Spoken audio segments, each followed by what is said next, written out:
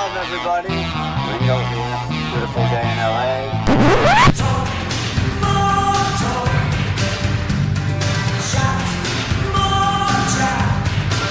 So it was good to be able to kind of get it out in a song. The whole, origin of where we're all coming from.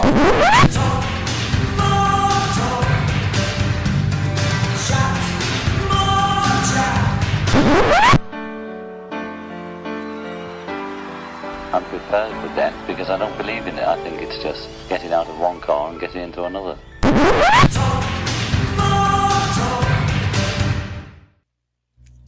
Hello, everybody. Welcome to Talk More Talk, a solo Beatles video cast where we talk about all things related to the solo careers. And of course, yes, we do talk about the Beatles periodically. And this is going to be a special show tonight. This is our year-end show. I can't believe this is our final episode of 2018. So we are going to do kind of a retrospective tonight. We're going to talk about some of our favorite releases of the year, some of our favorite moments of the year, and a wish list for 2019. So we've got a lot to cover, and we want all of you to take part in it. So before we get started, let me introduce myself and the friends that I'm so lucky to be doing this show with. My name is Kit O'Toole. I'm the author of Songs We Were Singing, Guided Tours Through the Beatles' Lesser Known Tracks, Michael Jackson FAQ, All That's Left to Know About the King of Pop. You may also know me from my Deep Beatles column at Something Else Reviews, which is coming back soon, but I'll get to that later, as well as my Deep Soul column for Blinded by Sound. I'm also a contributing editor for Beatle Fan Magazine. So let me introduce my colleagues here. First up, you know him from his many years of broadcasting. He has a syndicated show called Every Little Thing. He also co-hosts the very popular podcast, Things We Said Today, with our friends Alan Kozin and Darren DeVivo. So let me introduce your friend and mine, Ken Michaels. Okay, here we go. Ken. There's Ken. Hello, Ken. How are you? I'm good. Hi, Kit. Glad to be back. Hi to all Happy of you. holidays. Same to you. Yeah. Yep. I can't believe this is our final show of the year. It's gone by so fast. You're not kidding. Yeah. We've had a lot to keep us busy, though. Yes, we have, and we're gonna talk about some of that stuff tonight. So, next up, we have the host of another popular podcast, Two Legs, that he co-hosts along with his cousin David Gargolino, and it's about all things Paul McCartney. And he is coming to us live from Las Vegas, where he is working there right now. He's a caterer for works many different concerts and shows. So he is coming to us live from Vegas, ladies and gentlemen. Tom Hunyadi. Hello, Tom. Hello, Kit. Hello, Ken, and season's greetings from Las Vegas. You're saying you're coming at us live from Vegas. So absolutely from the background.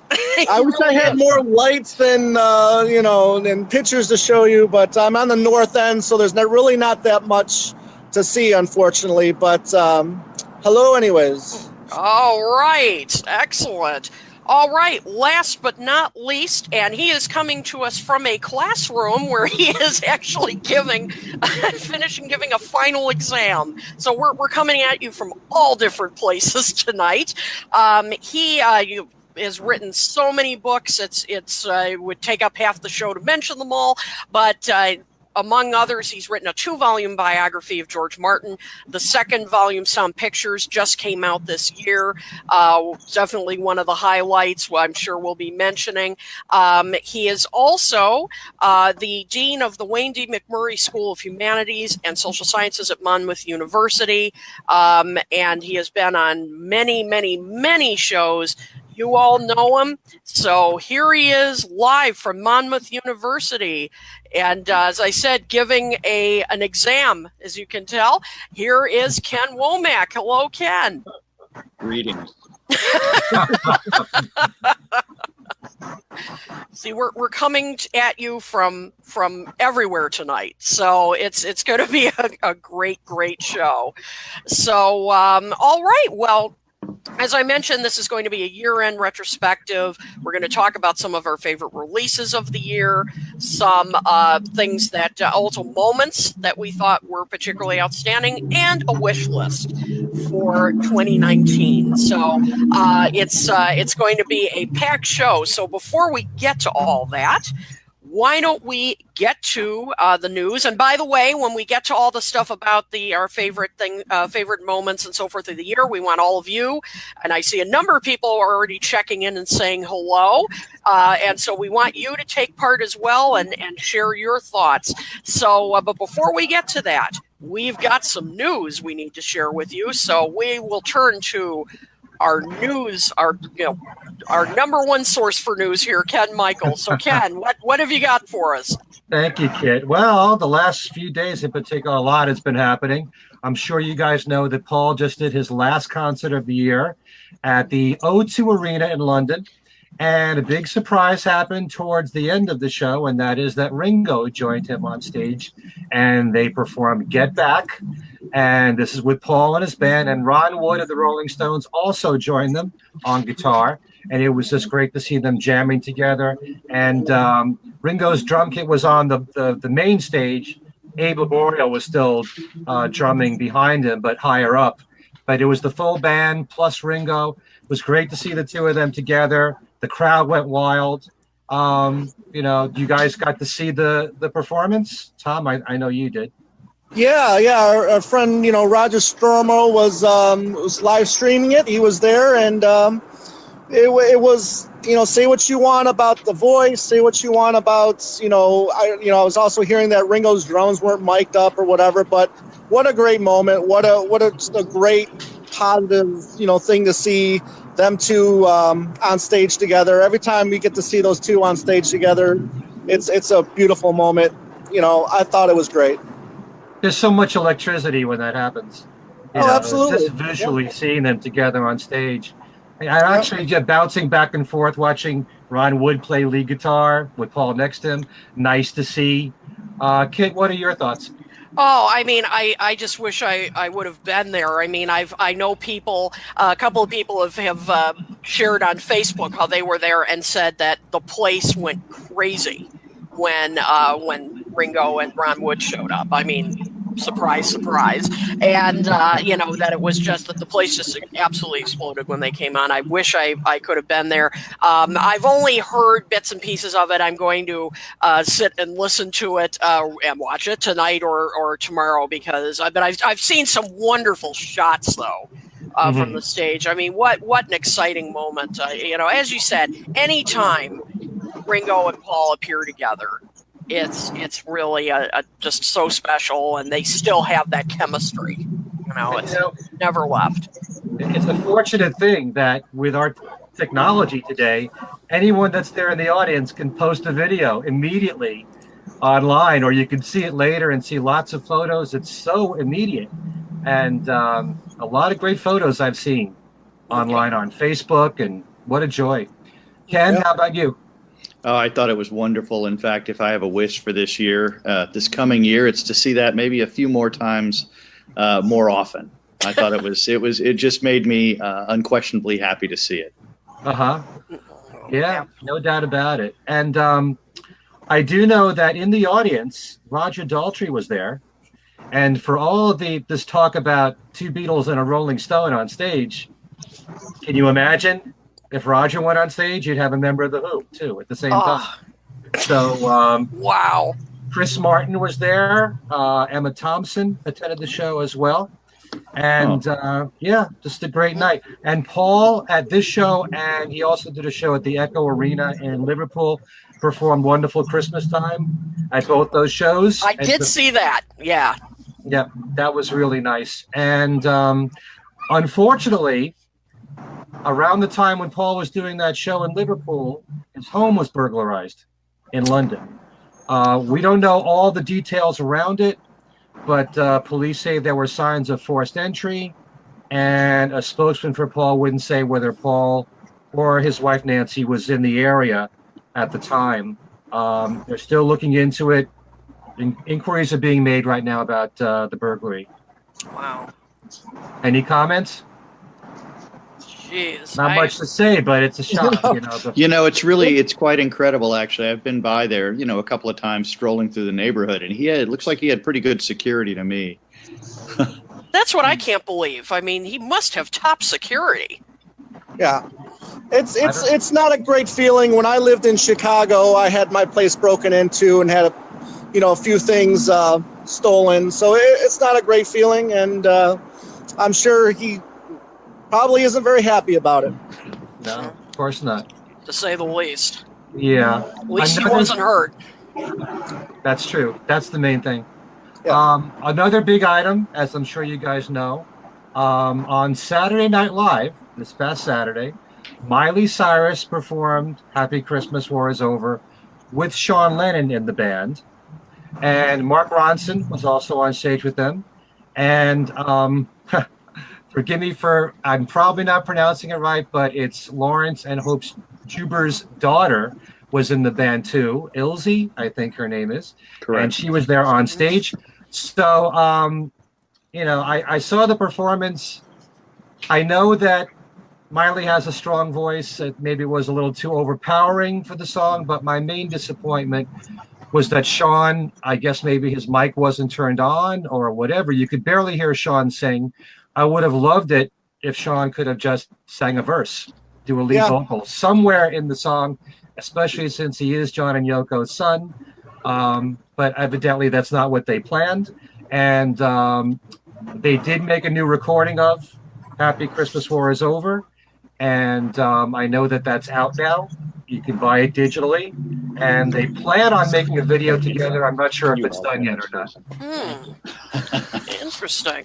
Well, I mean, a lot of people online were saying, oh, Miley's horrible and what was she doing there? And, I'm not saying I'm her biggest fan, but I mean, she has a great voice. I will say that, she's got a good voice, but, and our pal Beetle Ed just is pointing this out right now. Let me see, here we go.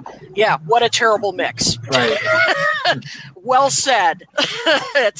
That was the problem. She was way too hot in the mix, and yeah, you couldn't hear Sean. Have a good one, buddy. Right.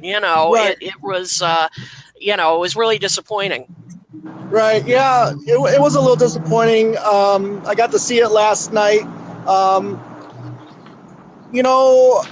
I know they tried to keep it a little bit, Sean hidden, before the spotlight came on him. But I was a little disappointed. I mean, is Sean, can he be considered a household name? Because I didn't hear anybody clap for him once the spotlight came on for him. And I think even Miley said, Sean Lennon, and I don't think I heard anybody, applaud for him, which was kind of disappointing as well. And plus, I mean, correct me if I'm wrong, but I think this was the first time a Beatle kid was on Saturday Night Live as well.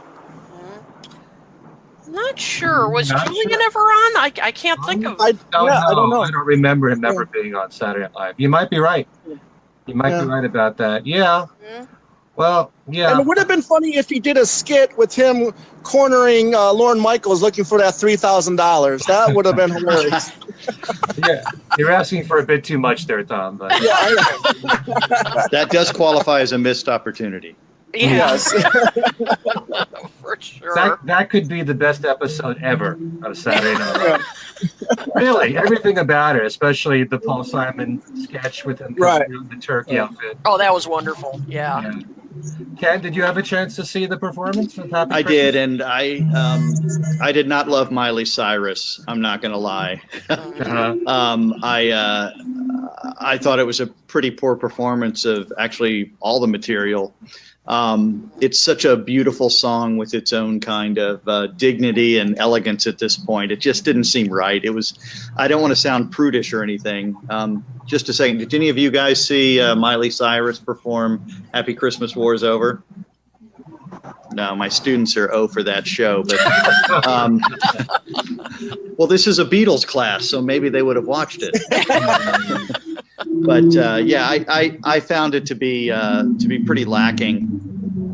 Yeah. Well, you know, for a song that we all cherish so much, not only a great song but a great recording, it's hard to top the original. And but at the same time, I love hearing cover versions of Happy Christmas or Wonderful Christmas Time. So I welcome all the new versions that come out. You don't have to like all of them, but the mere fact that I thought it added a special touch to have Sean there, I just wish that we could have heard him. That's all. Absolutely. Yeah. Yeah. And she just, you know, and unfortunately, I'm at the risk of sounding too, you know, old to singers, you know, but definitely oversang it. Yeah, I mean, you know, and that's unfortunate with, you know, some singers, they just have to show you their range in every note, every lyric. Right. And yeah, and that was another example of that where you just want to say, you know, tone it down. Not only that, I mean, I've seen Sean perform many times on stage, and I think he's a wonderful musician, and I love his singing voice. You know, he could have added so much more to the song had we heard him. Yeah. So anyway, a few other news items here. A copy of the contract that officially dissolved the Beatles is up for an online auction at Sotheby's. It actually ended today. All four Beatles signed the contract in 1974, which broke the last legal ties holding the band together.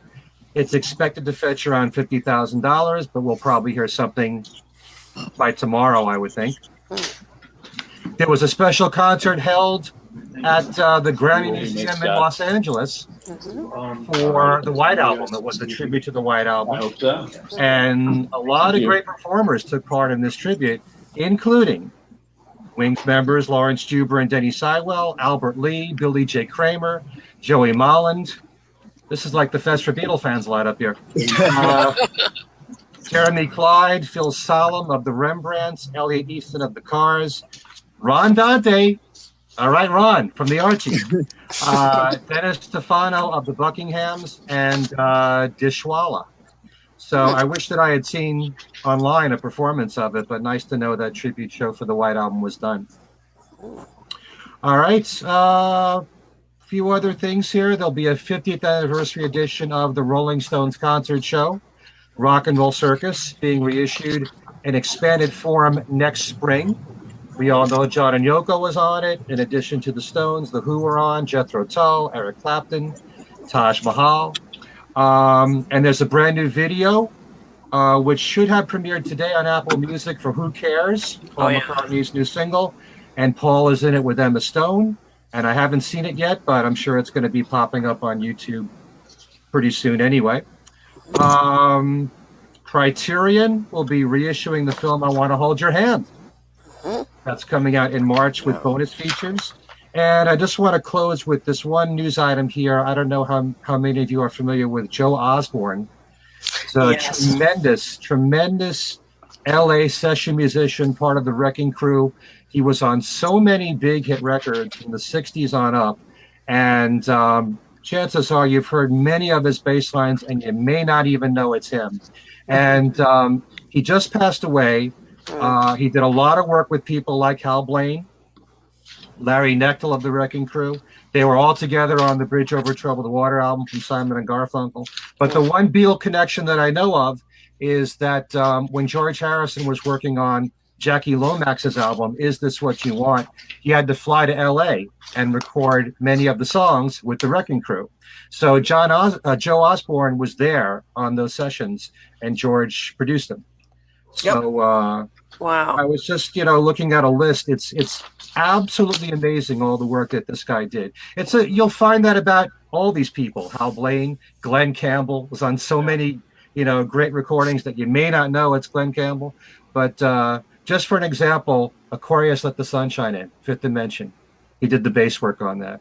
Tremendous bass line in that song. Wow. A lot of great work. He's on, Partridge Family records even. He's on almost all the Carpenters records, I think. Wow. So, great player, Joe Osborne, and we'll miss him. So, Kit, back to you. Okay, well that was a lot of news, but you know that's been typical of this year, hasn't it? I mean, it's I've said last week that I want to thank. I think we should all thank, you know, the John Lennon estate, Paul McCartney, Apple. I mean, they gave us so much material that from the day we started this show, we've had no problem coming up with, with topics.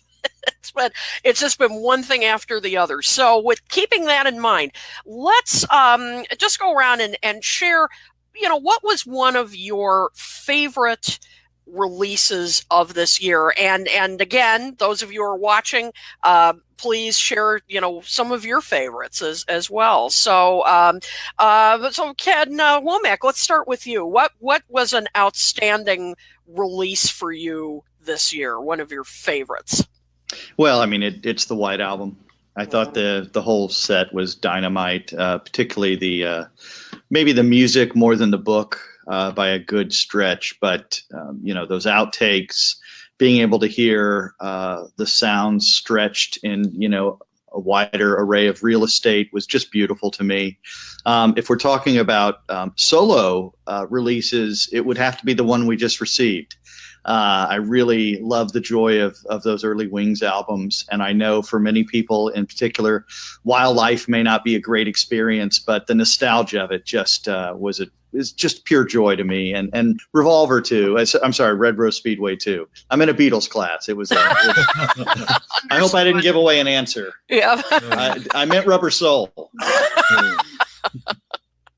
But I love that. The whole experience of revisiting those tracks and the bonus material. What great joy. And you know, and I haven't listened to them yet, but they're, you know, just the way that that Red Rose Speedway and Wildlife are packaged. I mean, it's just, I mean, they pulled out all the stops. I'm just astounded. I mean, the books, the books that come with it, the rare photos, the replicas of Paul's handwritten lyrics. I mean, wow. He does that a lot, the handwritten lyrics. That's one of the joys for me. I'm a real sucker for handwritten lyrics, and he's done that on a lot of his deluxe box sets.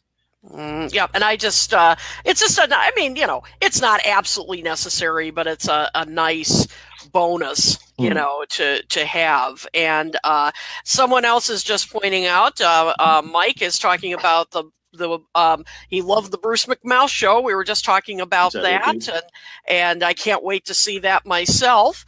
And so here we go. Tom's rejoining us. Hello, Tom. Since we're technology.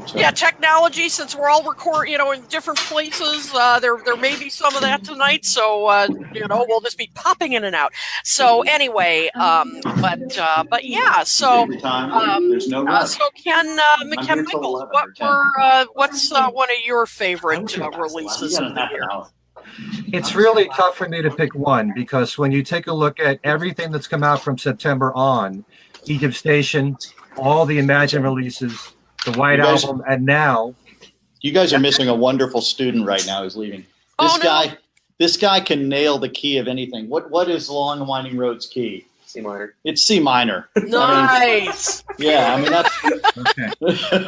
I appreciate it. You have a great holiday. You are wonderful. Sorry about that, Ken. That's all right. Go right ahead, Ken. Why don't we make him a guest on our show? Yeah. Hey, Mark, you want to be a guest on the show? He's gone. His ride. He says yes. Okay. Cool. Okay. All We'll see you right, next let's semester. do it. Okay. So where was I? All the releases that came out from September on have been tremendous to me. The White Album release was amazing, and the great holiday. Thank you. You too. Enjoy. Awesome. Thank you. I have to admit, with Wildlife and Red Rose Speedway, so far I've only had a chance to get to. And then there was one. I haven't watched the video yet, but I'm really impressed with so much that I've been hearing, and we're going to be doing shows on Wildlife and Red Rose Speedway as our newest show is probably in January. But I would have to say, between all of these releases, Egypt Station. I mean, I have to say that one thing about me that I'm still very proud of is that since the moment I've been a Beatle fan in 1964, anytime there's a new release of new music, I'm still like a kid again. I'm still so excited about hearing anything new. But if that release also happens to be something really strong, which I believe Egypt Station was, then that's extra special. And we had to wait 5 years between this and Paul's last album, New. Right. And I love just about every song on Egypt Station, all but one. So that's pretty good right there. And I love so much about it. When you have a brand new release, I look forward so much to that. Just like we heard that Ringo is now in the process of recording a brand new album, I'm looking forward to that. So the archive box releases have been tremendous. I can't say one bad thing about any of them, really, although we will be talking with Ken about how we feel about them all coming out all at once. But if I had to pick the biggest highlight of the year musically, I'd still, believe it or not, pick Egypt Station. Interesting. Yep. Well, and we'll probably get to it in just a minute when we get into our favorite moments. But I thought that the way he promoted that album this year was really impressive. I mean, it helped him score his first number one number one debut album. Now, it's different, certainly, the way they tabulate than it used to be, and a lot of people debating that, and I get it. But still, I mean, you can't deny it. And as you said, it was a 5-year wait, so it was an exciting moment. We've never had to wait that long. No, that's Ever. true. Between brand new Paul McCartney releases. And sometimes it doesn't seem that long because you have all the remastered box sets coming out. You might have something slipping in like Kisses on the Bottom or a classical release. So when you have all those different things being released at the same time, it may not seem like there's that long a wait, but between New and Egypt Station, it's 5 years. That's a long time for Paul. No kidding. And, and I think it of course got overall great reviews and I hope I won't have virtual tomatoes thrown at me, as I said during this, but I liked it better than New. I connected with Egypt Station a bit more than I did New. So, so I don't know. I know not everybody feels that way. So, but it was really it was a strong album. So we have Tom back. Oh, Kate. Gotta love technology. And Rob Gertson is a big fan of that album, as we just saw. So. Exactly. So, all right, Tom. Since you're back, what is one of your favorite releases that came out in 2018? Well, I guess the popular thing would say the Red Rose Speedway or Wildlife, but I tell you. The Egypt Station, after a 5-year wait, I think we were all excited about a new release from Paul, and finally got it. Not only did we get it, but we got I think a really, really good album that's going to stay strong for years to come. And I'm just looking forward to continuing to listen to this album. And I think that was probably my favorite release of the year. Mm-hmm.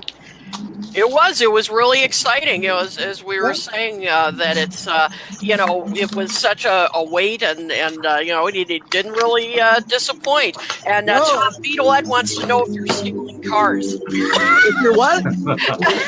Beatlehead said he wants to know if you're stealing cars. Yeah. I'm trying. The funny thing is, I'm trying to find a safe spot to where, because where I'm at is pretty much right next to a street. Yeah. And you can hear all the cars. And it seems like everywhere I'm going, the screen is freezing up, and the connection is lost. So I apologize if you hear a bunch of cars driving by.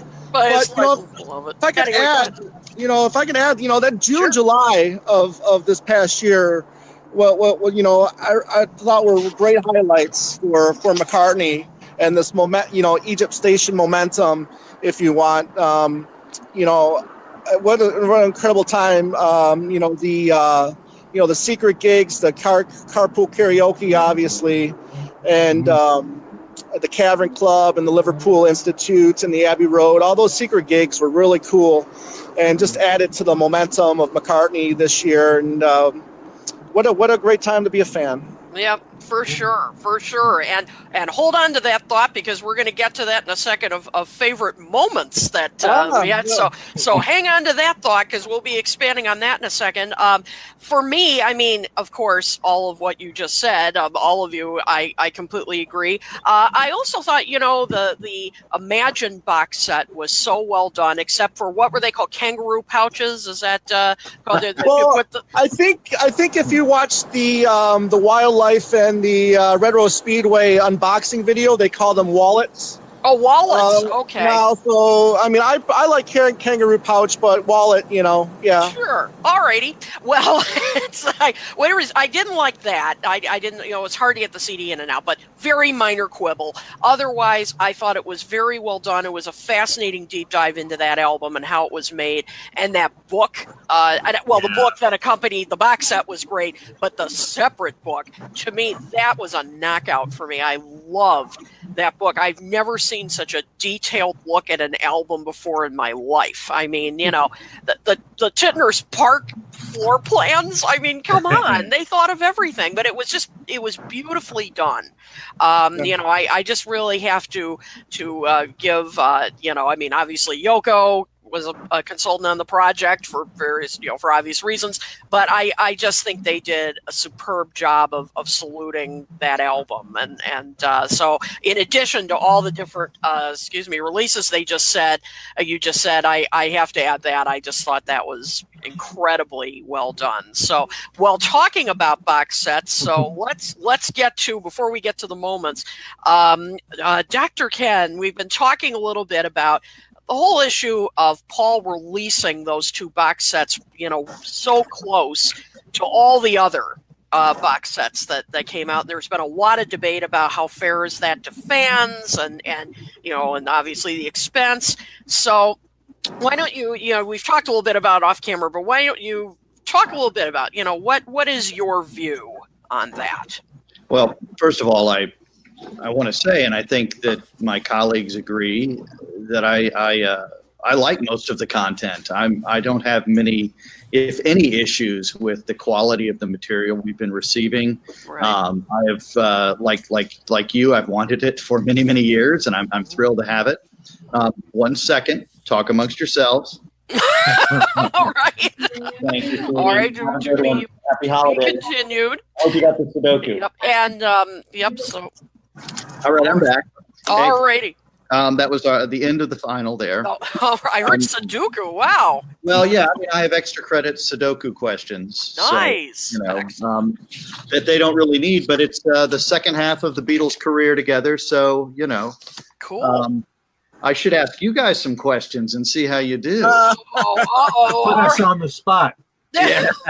Oh, look at the time. We made Anyway, back to the question, though. I do think there's an ethical issue of releasing so much very expensive content in such a short period of time, and putting fans in that position.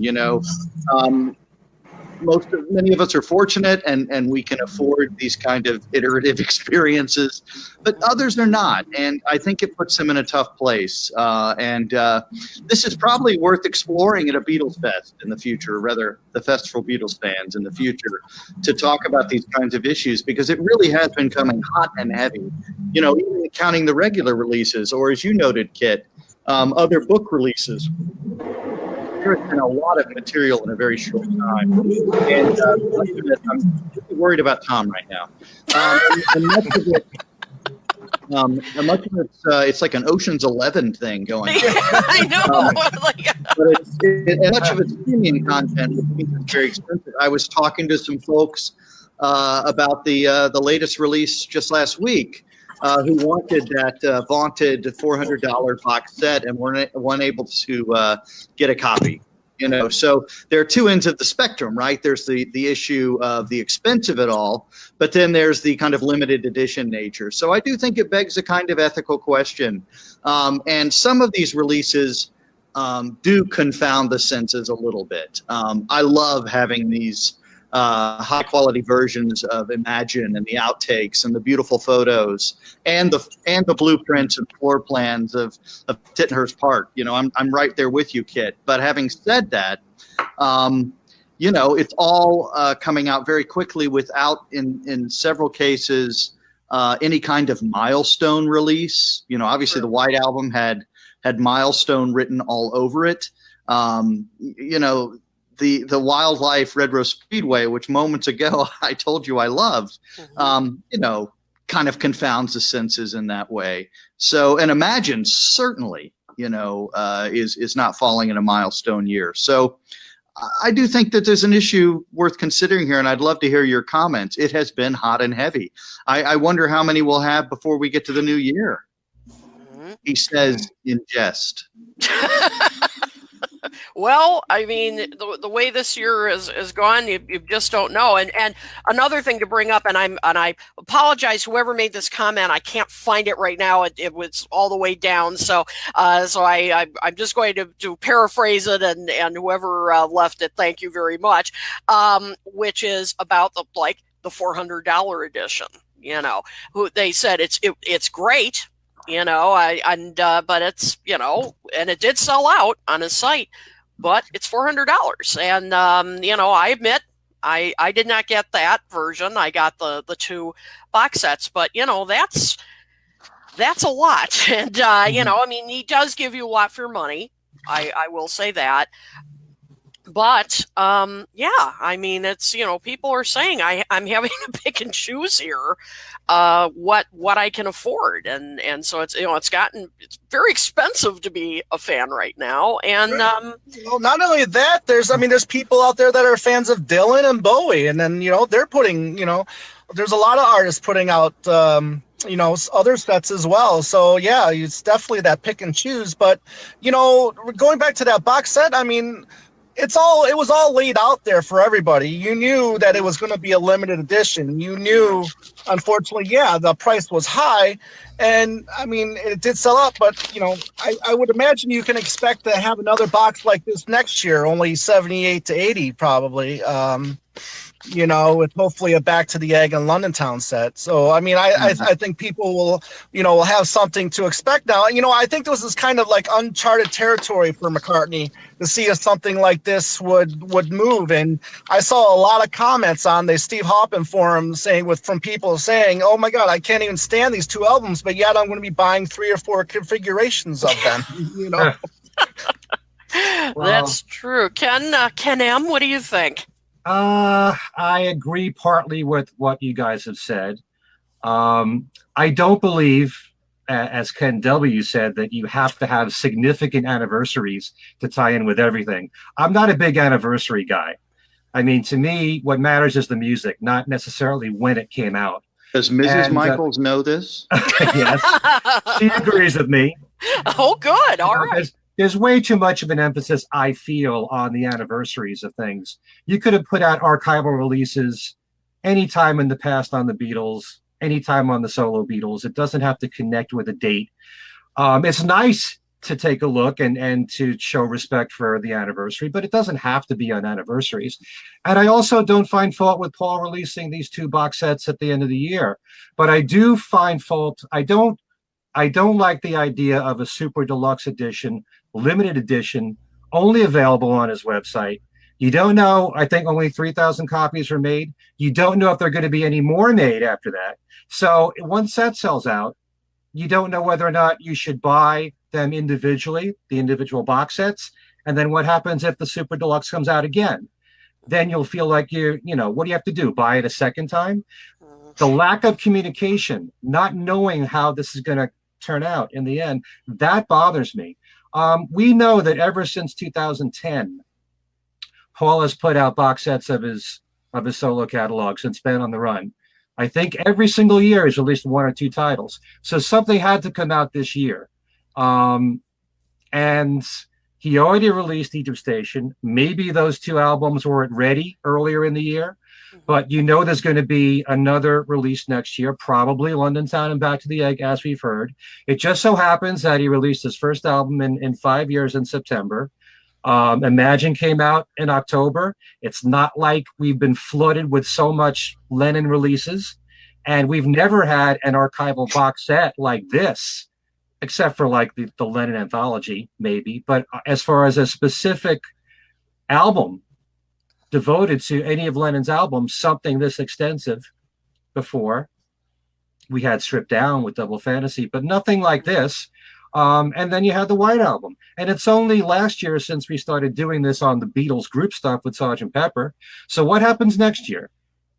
We know, well, we're pretty sure we're going to have Abbey Road in September as a box set. We'll probably get London Town and Back to the Egg next year. And I don't think it's going to be the first half of the year. It's probably going to be towards the end. So you're going to have that. You don't know if Yoko is going to continue with any more archival releases, although for years I've been hearing now about the one-to-one concerts coming out. And they could do so much with that. So, usually when Yoko does anything on John, it's around the time of his birthday. So it seems like a lot will fall in the last quarter of the year. That's just the way that it is. And a possible Ringo album as well. Yeah. Yep. But then you never know, although I hope that it happens. This is part of my wish list, actually. But we've never had anything on George and Ringo as far as an extensive box set on one title of their solo albums. Not even All Things Must Pass, really. I can't see them doing anything extensive on Ringo stuff. Maybe the Ringo album, as much as I'd love to see other titles being given special treatment. But we may have something like this similar from year to year, especially if the Beatles group stuff keeps coming out like this and McCartney continues to put out his archival box sets. You'll get those two, and then you don't know as far as the other solo Beatles stuff, if that'll come out. So it just so happens it falls out the last 4 months of the year, all these releases. I don't blame Paul about the Wildlife Red Rose Speedway box sets coming out, but I don't like the whole idea of the super deluxe. I love putting the live CD on there, but that should probably be available separately by itself, really, to make things easier for the fans who want to buy Wildlife and Red Rose Speedway now individually, since the Super Deluxe has, for the moment, sold out. That's right. Yep. Well, it looks like certainly now, and it looks like it's going to continue the next into the next year. There's a lot of stuff that may be coming out. So get those credit cards out. I think we're going. I think there's one other aspect of this too. If we're looking at the larger sort of ethics of it, we've come to think of the Beatles as creators of deluxe content, right? They are top of the class. They have built themselves into this kind of blue chip brand, deservedly so. And some of what we're experiencing right now, to me, is challenging that a little bit. I mean, I would argue that maybe there's a bit of taking advantage of the baby boomers, for one thing, that may be occurring while that marketplace is still with us. That may be part of this. I think we have to look at that.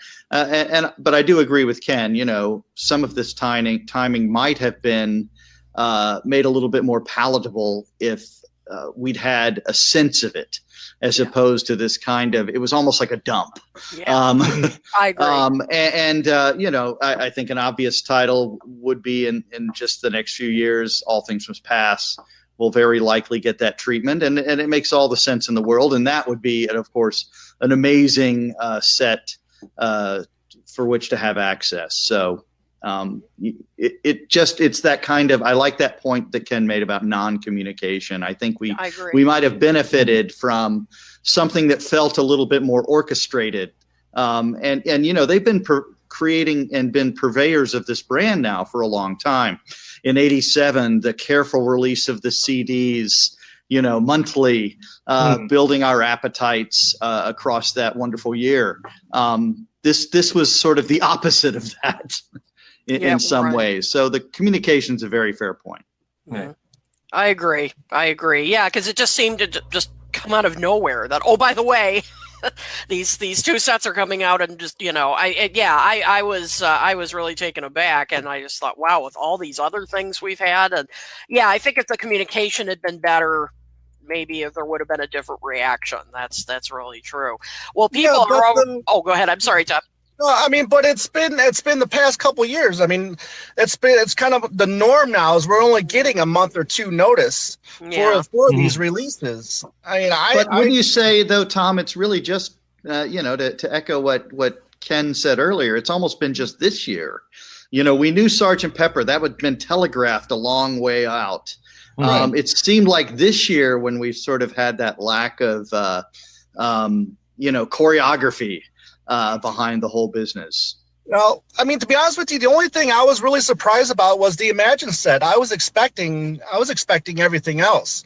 Obviously, not so close together, but obviously that would have been nice if it was spread out a little bit more. But yeah, I mean, I was expecting this stuff, to be honest with you, except besides Imagine, and I'll be expecting more stuff next year. I think this is going to start being the norm. I think we're going to start seeing more of these sets in the future, and I think this is the time now. Lesson learned this year. Let's now expect this stuff to start coming out as more frequently.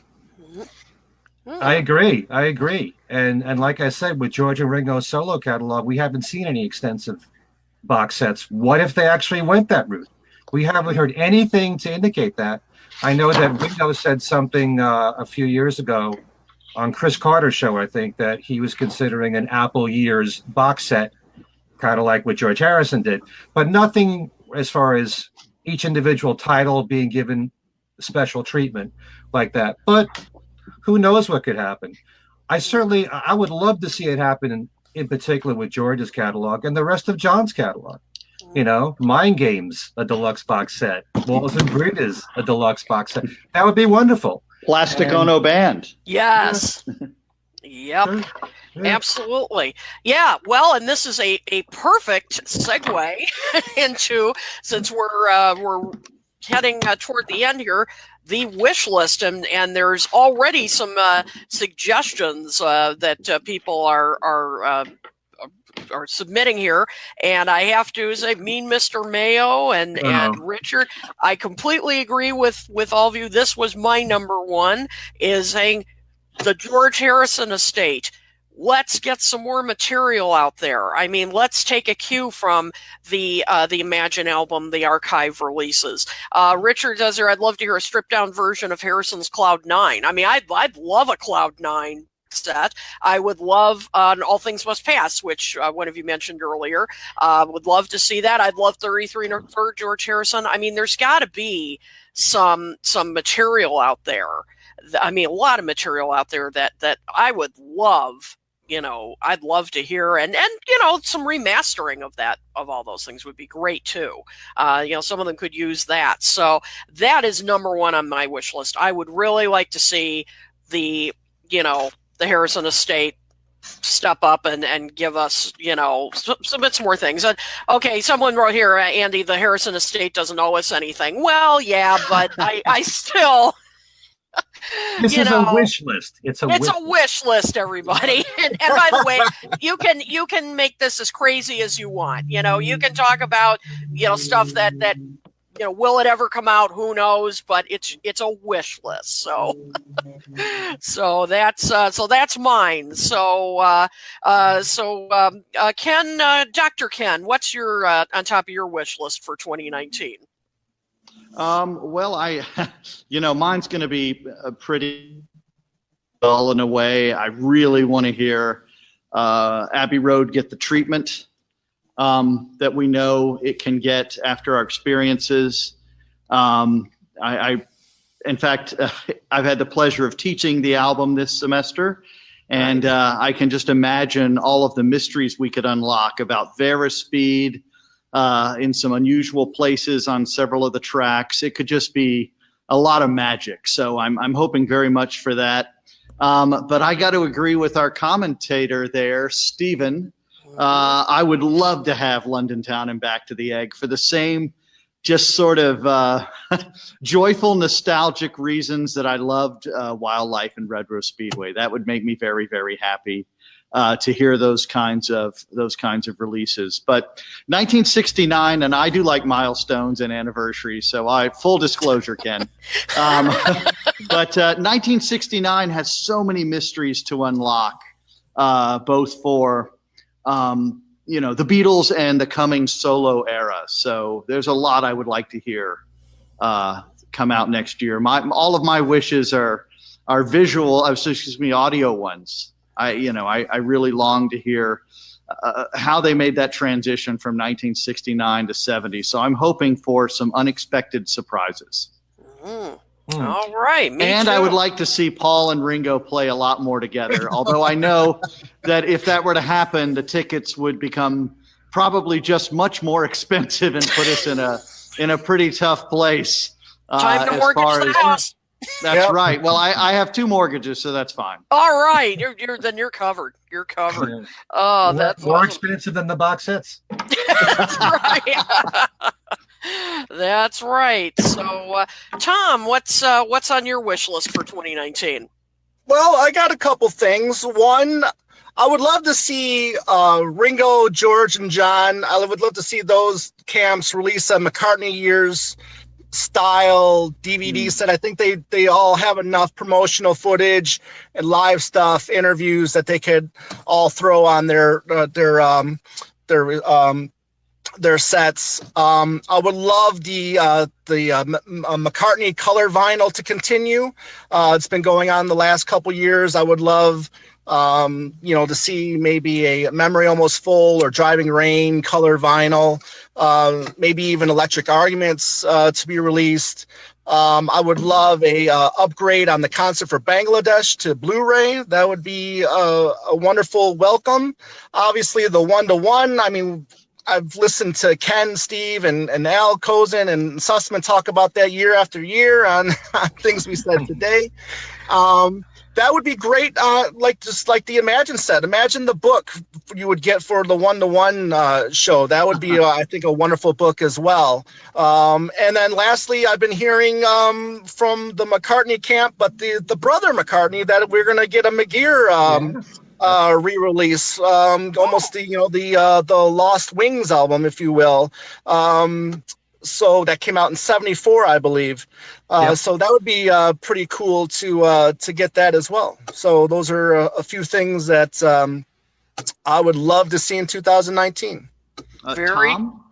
Tom, are you in the back of a police car? I'm now handcuffed. Yes. Oh man. Well, as I said, we like to broadcast in all different places on this show. Yeah. We're gonna, maybe next year that'll be one of the things we'll start is, where's Tom? Where's Ken? I will never be in the same place twice now. I know. I know. You always, keep us on our toes. That's for sure. All right, Ken. All right, Ken. What are your choices for your wish list for 2019? There's so many of them. I'll try to keep it brief. But the one thing more than anything else that I want is any new release from George. It could be Early Takes Volume 2. It could be reissuing his solo catalog with bonus tracks. I know that in the last few years, he's reissued his albums with a bonus song or 2 at the most on his albums. But I'm talking about giving it an archival treatment, like we said before, and All Things Must Pass, a Living in the Material World, something like that, where it can be given the same kind of treatment that Imagine did, or McCartney's albums have done. As far as Ringo, this is really interesting because we're approaching the 30th anniversary of the All-Star Band. I wish a lot of stuff could be done. Here I am saying I don't care about anniversaries. But anyway. You're busted. All right. But it would be a golden opportunity to put out a DVD, which would have different lineups through the years. You could have a coffee table size book with pictures of all the musicians that he's had from the last 30 years. So many great players have been in those bands. Many of them have now passed away. What a great way to really pay tribute to all these different lineups that he's had through the years. Get a nice size book like that, just like the Imagine book was, which was definitely a highlight of the year for me, Kit, that Imagine book. Yes. Let's see. Also maybe a CD compilation of the different All-Star bands too. Kind of like there was one called So Far, which combined a lot of the different lineups, the earlier lineups from when that came out. Another Lennon archival box like One on One. I mentioned Mind Games, Walls and Bridges.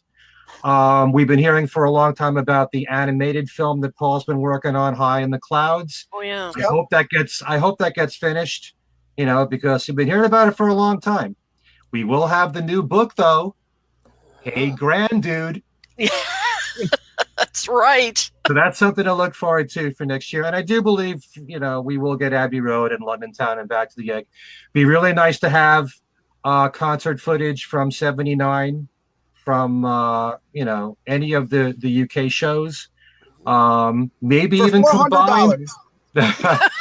Maybe even, the concert for the people of Kampuchea has been out of print for a long time. Maybe just the audio for that you can tack on to the Back to the Egg box set. Maybe something like that.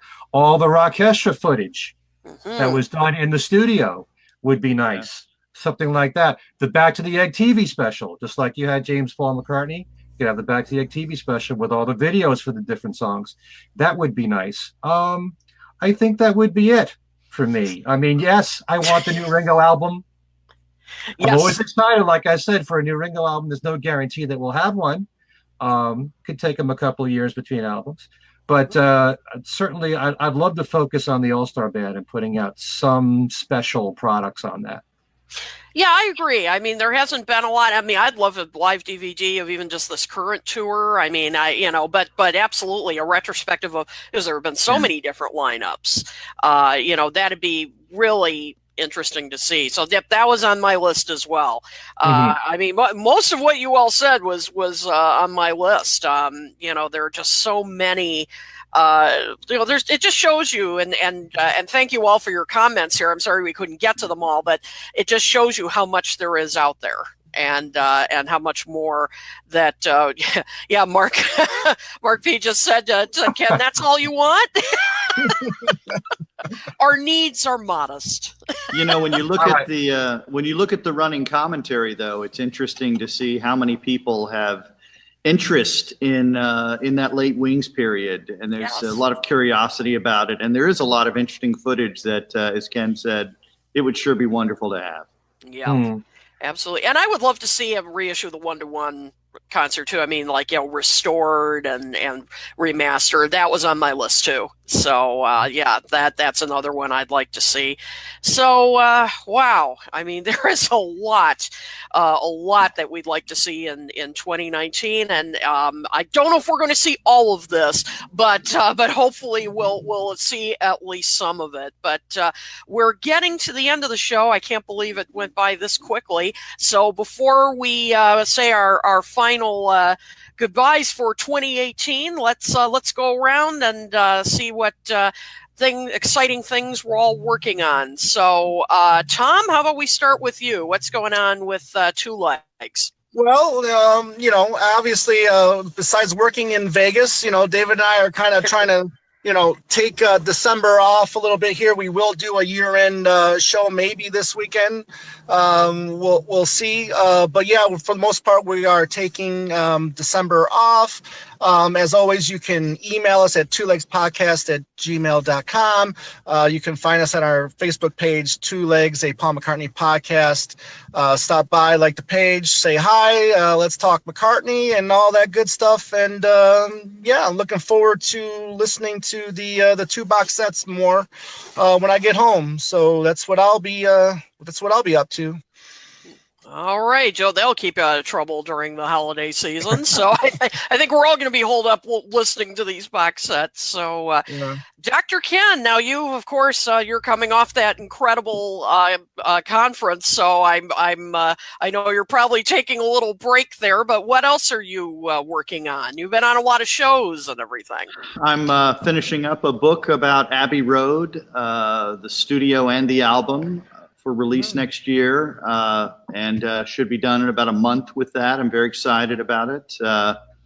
Have some interesting new angles and perspectives, particularly on the music. So very excited to share that with folks, and just ring in this new year. Very excited about 2019. Very nice, very nice. And I have Ken's website is up here, kennethwomack.com. And by the way, if you don't have all your Christmas presents bought yet and you still have gifts to get for your Beatles buddies, go check out Sound Pictures. Thank you, Queen. Oh yeah. It's an incredible book. If you don't have it already, what the heck are you waiting for?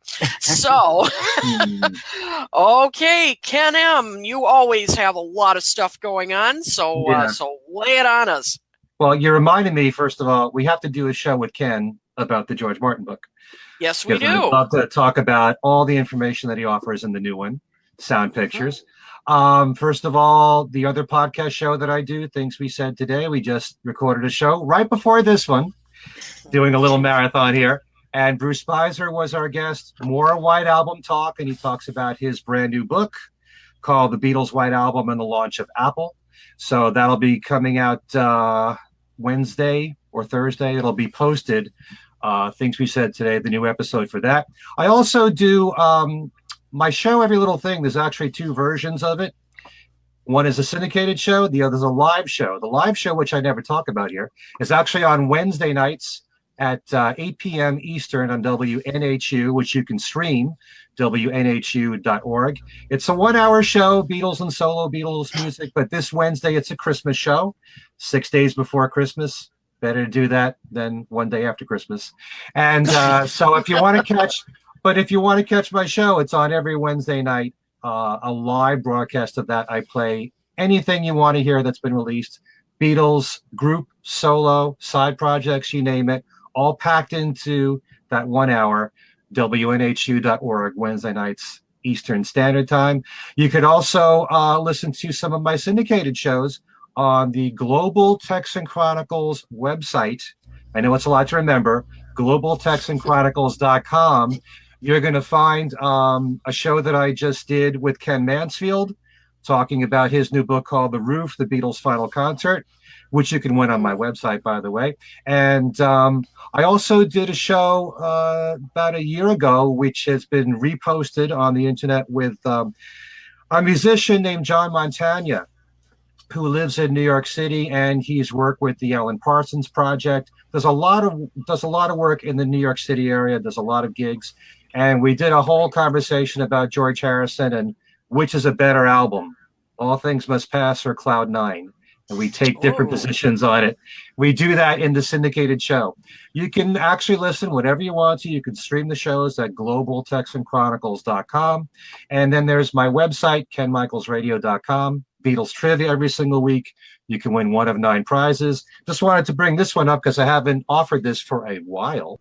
This is a book that came out in 2013, Days That I'll Remember, spending time with John Lennon and Yoko Ono, from Jonathan Cott, who's a contributing editor for Rolling Stone magazine. He became friends with John and Yoko in 1968, maintained a friendship with them through John's death, still apparently is close to Yoko. These are all interviews that he did with John and Yoko, and conversations that he remembered with them. And you can win that book on my website, as well as Kids' book, Songs We Were Singing, all kinds of great prizes. Egypt Station, 2 CD version of Imagine, a lot of great stuff on the Beatles trivia and games page at kenmichaelsradio.com. I think I said enough. One day I'll have a book for you, Ken. I promise. Okay. You better. Oh man! And as You'll have for to me, post bail first. somebody said earlier that they want to start a petition to get you released from police custody. That's awesome. All right. Thank you. We're here for you, Tom. And so for me, I am actually, if you just can't get enough of hearing my voice, you can hear me. Yeah, there you go. You can hear me again tonight at 11:30 Eastern, 10:30 Central. My Bottomless Soul show is airing tonight, and it's at the address right there, www.kingfisherradio.com/atomic. It is a soulful holiday special, and these are holiday songs that you may not have heard as often. I'm talking the Drifters, Otis Redding, Lou Rawls, the Emotions. So sit back, pour yourself an eggnog, hot chocolate, whatever you're in the mood for, of your favorite holiday drink, and listen to these great soul holiday favorites. So I think you're really going to get a kick out of it. I'm also going to be doing a Facebook Live chat Wednesday, this coming Wednesday, on my personal Facebook page. It'll be 6:30 p.m. Eastern, 5:30 p.m. Central. It's going to be my last of the year. I'm squeezing this in before the holidays. So that'll be just wrapping up and letting you know what I'm working on. Deep Beatles is coming back this week. Deep Soul should be up very soon. So lots and lots going on. So before That is why we you're go, the queen. Oh, that's right. All hail the queen. Yeah. There you go. Oh my goodness. And so and the queen of bottomless soul too. Yeah, exactly. And the queen of bottomless soul. That's right. That's right. Before we go, just to let you know, you can, of course, email us at talkmoresolotalk@gmail.com. You can also follow us on Twitter at talkmoretalk1, number 1. And we, of course, welcome all of your feedback through those channels. You can post comments. We really love hearing your feedback. And we want to thank you all on behalf of everybody here. Thank you for watching us these past few months as we've been developing this show. You know, we really can't do it without you guys, and your comments and your support have been fantastic. We look forward to coming back with even better shows next year. We're going to kick around some ideas and we'll have some great new content for you. We'll be back. I think it's January 7th. Is that? Yep. I think it's January 7th, 9 p.m. Eastern. We're skipping the next episode because it's New Year's Eve, and will everybody be sober here or at home, or we don't know. So we decided let's take that week off. And so we'll be back January 7th with a brand new episode. I'm assuming it's going to be getting into Red Rose Speedway and wildlife. I think that's a safe bet. So I think that's everything. So from all of us, Merry Christmas, Happy Holidays, Happy New Year. All the best for 2019.